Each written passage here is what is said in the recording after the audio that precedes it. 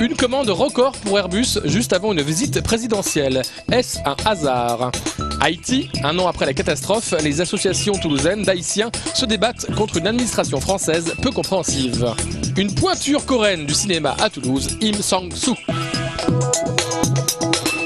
À n'en pas douter, le président de la République va pouvoir se féliciter demain à Toulouse de la super commande communiquée hier par l'avionneur européen Airbus Industrie. 150 appareils de la nouvelle version de l'A320 Neo et 30 A320 classiques pour la compagnie indienne low cost Indigo. Une commande record dans l'histoire de l'aéronautique civile en nombre d'appareils pour la bagatelle de 16,4 milliards de dollars selon le catalogue d'Airbus. Une bonne nouvelle qui tombe à point nommé pour le président de ADS Louis Gallois et pour l'action du groupe qui vient d'enregistrer un bond de 4,41%. L'A320 Neo lancé il y a un mois devrait être mise en service en 2016.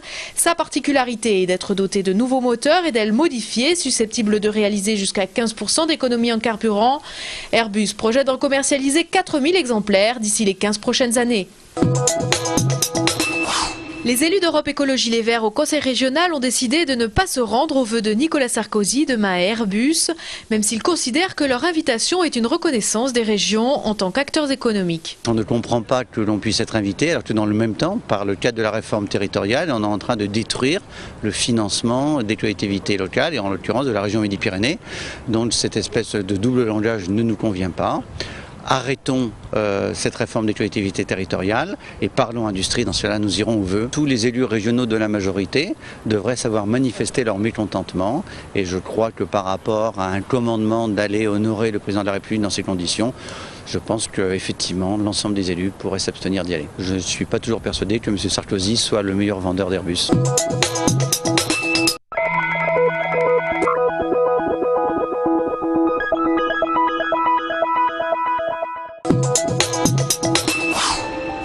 Un an après le séisme en Haïti, les travaux de reconstruction tardent à se mettre en place. Seul 1 millier de bâtiments sur les 390 000 détruits ont été réparés. Le gros problème d'Haïti, que ce soit dans l'aide qui a été apportée par les ONG, dans ce qui pourrait être de l'ordre de la reconstruction, il n'y a pas assez de coordination. C'est-à-dire que tout le monde fait un petit peu ce qu'il a envie de faire.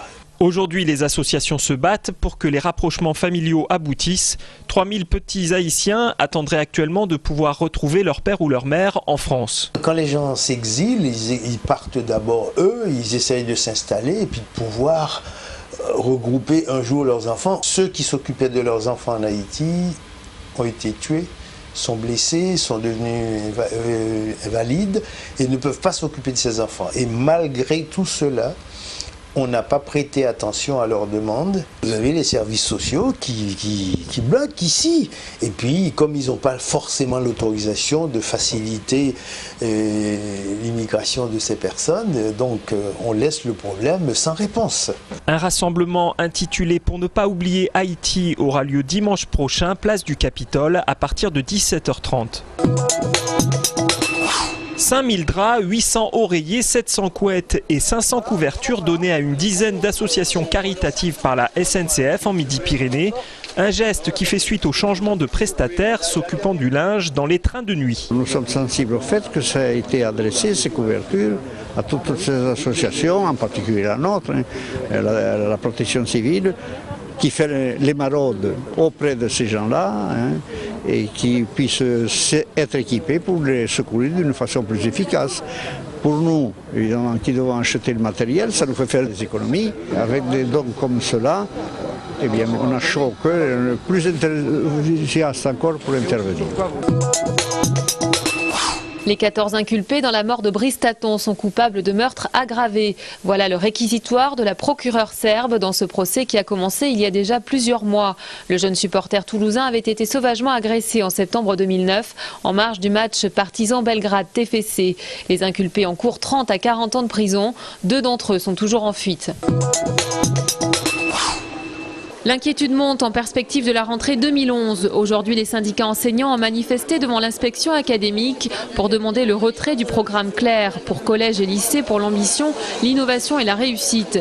Par ailleurs, les syndicats craignent la suppression de 20 postes alors qu'on enregistrerait 1172 élèves en plus en Haute-Garonne. C'est le 17 janvier prochain qu'on en saura plus à ce sujet. Ils étaient très attendus, ils sont enfin là. Le coup d'envoi des soldes d'hiver 2011 a été donné ce matin 8 h. C'est parti pour 5 semaines de démarque jusqu'au 15 février dans les boutiques du centre-ville toulousain jusqu'aux grands magasins de la périphérie, mais aussi sur Internet. Après les soldes d'hiver, des soldes flottants sont prévus au printemps en attendant les soldes d'été du 29 juin au 2 août. En juillet 2009, Cécile apprend qu'elle a un cancer. Alors, pendant un an, jour après jour, elle va mettre à profit son activité de plasticienne pour jeter ses humeurs et ses émotions sur des collages pendant son traitement. C'est un rituel qui s'est mis en place de manière informelle avec mon activité artistique. Et j'ai travaillé tous les jours pendant un an. J'ai fabriqué une image pour garder une trace de cette épreuve.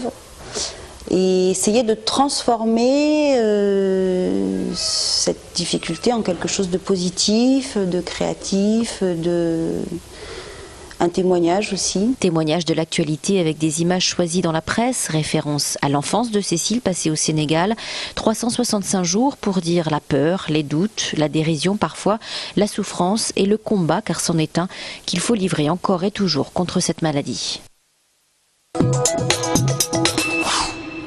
Im Sang-soo est l'invité d'honneur de la Cinémathèque de Toulouse. Il ouvre aujourd'hui le cycle Made in Korea. Le cinéaste réalise des films engagés en abordant par exemple l'assassinat de Park Chung-hoo dans President Last Bang ou encore le soulèvement de Gwangju contre la dictature de Chut-hwan dans Le Vieux Jardin.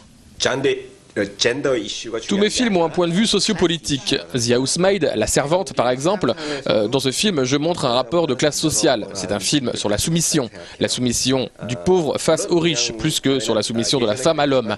D'ailleurs en Asie de façon générale, les femmes se sont battues pour avoir plus de liberté. Il sera ce soir au 69 rue du Thor, présent pour une masterclass où il abordera son métier. Je travaille avec mes acteurs comme s'ils étaient des confrères. J'essaie d'avoir de bonnes relations avec eux. Par contre, je comprends mieux les acteurs que les actrices. Et quand je dirige mes comédiens, je leur dis précisément ce que j'attends d'eux. Je suis ferme.